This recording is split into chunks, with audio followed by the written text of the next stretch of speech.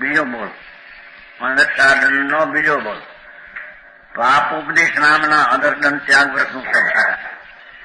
વિદ્યા વાણી મસી કૃષિ સેવા શિલ્પ જીવિનામ પુષામ પાપોપદેશ દાનમ કદાચિત પી નૈર વક્તવ્યમ.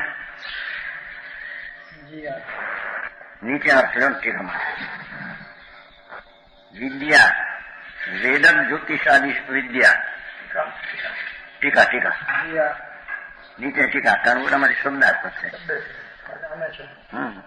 વૈદક જ્યોતિષ આદિ વિદ્યા અથવા જે વિદ્યા વીચીને એકલું પાપ બંધાય પૈસા વીચ માટે લે સમજાને એ બધી વિદ્યા શીખવી. બીજાને કેમની કઈ વિદ્યા શીખાવી? જ્યોતિષની, ફલાણાની, વૈદકની. વૈદક એમાં અનેક પ્રકારના કંદમૂળ મરે એવડા જીવ મરે એવડા એવું શીખે નહીં. તેમ બીજાને શીખવાનું કે નહીં. વ્યાપાર કરનાર પોતાનો વેપારી કુટુંબમાંથી આદિ છે એ બધી વાત છે. ધંધામાંથી એ સિવાય એનો મફતનો વેપાર કોઈ કહેવાય કે જ્યાં વેપાર તમે તને આમાં નફો મળશે કાંઈ લેવા દેવા હોય પૂછતો ન હોય જરૂરી ન હોય. જ્યાં ત્યાં જો ફલાણા ગામમાં હોંગુ બહુ મળે છે. હા એવું પાપ છોડી દેવું છે. લેખન કાય આવા લેખ લખો મોટા પ્રતિકૂળ રાજને માટે ફલાણા માટે સમજાય છે. એમાં તમને નુકસાન નહીં થાય, લાભ થાય. તમને એમ કહી દેવા કે છે વગર પ્રયોજને આવા લેખન કાર્ય બતાવવા મહાપાપનું કારણ છે. જોના દેખે મોટા છાપાન બાપાન ખોટે ખોટા કેટલા બીજાને મહા નુકસાન કરનારા. હે નહીં નહીં નહીં વૈદિક ક્યાં ઔષધ દાન થી લે એમાં ઓળી ક્યાં? હા એ ઔષધ દાનમાં વૈદક કેમ શીખશું?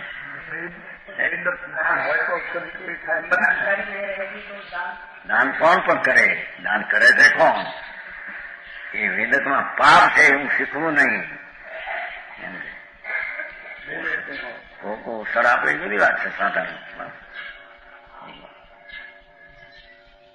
જ્યાં શીખે પાપ છે એવા આવા વિદ્યા બીજાને આમ કહું એને આમ ખવડાવું પછી આમ થશે શરીર નિષ્કામ હો પ્રયોજનભૂતનું જરૂર છે એટલી વાત જરૂર.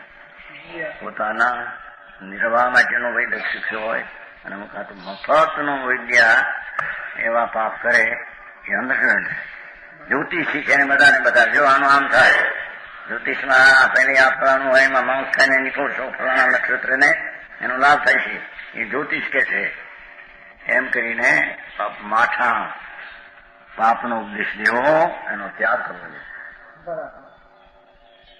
ખેતી કરનાર ખેતી કરવી જમીન ખાલી ઘણી ખાલી પડી જાય. જો આસપાસમાં માણસ ત્યાં ખેતી કરો પણ તારે કઈ લાભ ઘણા ખેતરો પડ્યું જંગલમાં જો એ મોટા ડુંગરા મુંગરા કોને સસ્તું હોય એવા મફતના પાપના કામ બતાવવા કરવા મહા અનુષ્ઠાન ધર્મી નહીં હોઈ શકે. ઘણા બધા જો ખેતર પડ્યા ખાલી ઘણા ખરો ખેતરો ખરો પણ તારે છે કઈ કરીએ. નોકર ચાકર જોવા હોંગા મળે માણસો બીજા ગામમાં ત્યાં જાઓ વેચો એ નહીં. અહીં મળે 25 રૂપિયાનું, ત્યાં મળે 500 વેચે તો 1 મહિનાનો 500. એવા અનર્થદાનના ભાવ ધર્મી મોક્ષ માર્ગ એને હોય છે ને. નોકરોનું કઈ કરે છે ક્યાંક નહીં કરે. નોકર હલવા મળે ને લઈને વેચે ને એમાં સામાન ક્યાંક કે છે ને કોઈ હે ગુલામ ભાવ પતિ ગુલામ વેચી નાખે. એને કે પોતાને કઈ જરૂર ન હોય. ફક્ત આવા અનર્થા દંડના પાપ ધર્મીને હોઈ શકે. અને લુહાર પાણીના ધંધા વગર કારણે બીજાને બતાવે. જો આમ કરો આટલું લોટામાં આમ ટપકો એમ ફલણ કરો પઠિયું રાખો શું કહેવાય હમણ રાખો એવા વગર પ્રયોજનના પાપ પાણીના દરજીના વગર કારણો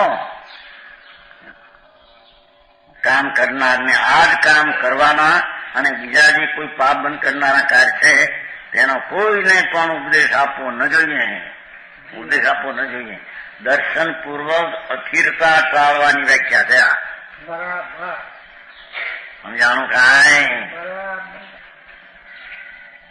સમ્યક દર્શનના ભાનપૂર્વક અંતરનો આશ્રય વિશેષ લઈ અને અસ્થિરતા ટાળવામાં આ અનર્સાનંદના ત્યાગની વ્યાખ્યા છે. અરે ભાઈ વિતરાગ માર્ગને અંતરથી જાણવો. માર્ગ અંતરમાં છે, માર્ગ બાયમાં નથી. એને પાપોપદેશ અનર્થ દંડ ત્યાગ વ્રત કહે છે. હવે કે ખોલાસો કરે જોવું. શ્રાવક ગ્રસ્ત પોતાના કુટુંબીઓને માટે એ વાત જુદી છે. પાપ તો છે પણ એ અનર્થાદંડ નથી. કુટુંબીઓને માટે કરવું પડે આ માટે કીધું એવું. પાપ તો ખરું, અનર્થાદંડ નું પાપ નથી. ભાઈ બંધોને પોતાના ભાઈ બંધો હોય એની આ માટે કરવું પડે, કેવું પડે, કેવું કરવું પડે. એ કે અનર્થાદંડમાં જાય નહીં. પોતાના સગાવાલાઓને સંબંધીઓને, સગાવાલા કે ખાસ બહુ પાકા સંબંધી હોય જેમની સાથે પોતાને પ્રયોજન છે હોય તેમને તથા પોતાના સાધનભાઈઓ છે એના કહેતા પોતાના સાધર્મી ભાઈઓ તેમને તેમનો નિર્વાહ ચલાવવા માટે અવશ્ય વ્યાપાર વગેરે ઉપદેશ આપીને નિમિત્ત સંબંધિત ચેષ્ટા કરે. એ તો હોય તો અન્નસાદ નથી. એ જ કેમ છો છે તો પાપ. પણ જેમની સાથે પોતાને કાંઈ પણ પ્રયોજન નથી, વગર ઓલો દીધે રાખે અને બોલે આનું આમ કરો, આનું આમ કરો, આનું આમ કરો, આનું વૈધું કરો, આની ગોળી લાવો, આનો લેવથી કાઢો, એનાથી આમ લઈ આવો. જાણો ઠેકાણે ક્યાં પડ્યો રા? ઠેકાણે પોતે પડી જાય પાપમાં. એમ કે વગર પ્રયોજને કઈ કારણ નથી ને. જો જેમની સાથે પોતાને કઈ પણ પ્રયોજન નથી તેમને ઉપદેશ ન દેવો જોઈએ. આપો પાંચમા ગુણસ્થાનમાં અનર્થાદંડના ત્યાગની વ્યાખ્યા જાણવી જોઈએ ને. બરાબર જાણીને અવસર આવે તો પ્રયત્ન કરીને ભાવ પ્રગટ કરવો, એમ વાત છે.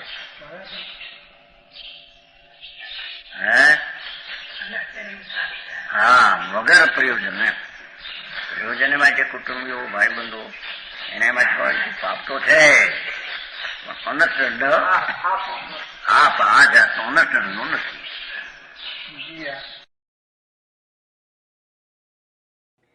તથાપિ કહાનવાણીના અંકાયે મૂલ્યના કદી. તથાપિ માતવાણીના અંકાયે મૂલ્યના કદી. પરમ કૃપાળુ પૂજ્ય સદગુરુ દેવનો જય હો. પ્રસામૂર્તિ પૂજ્ય ભગવતી માતનો જય હો. જીનવાણી માતનો જય હો. પરમ મિત્રાગ દિગંબર જૈન ધર્મનો જય હો.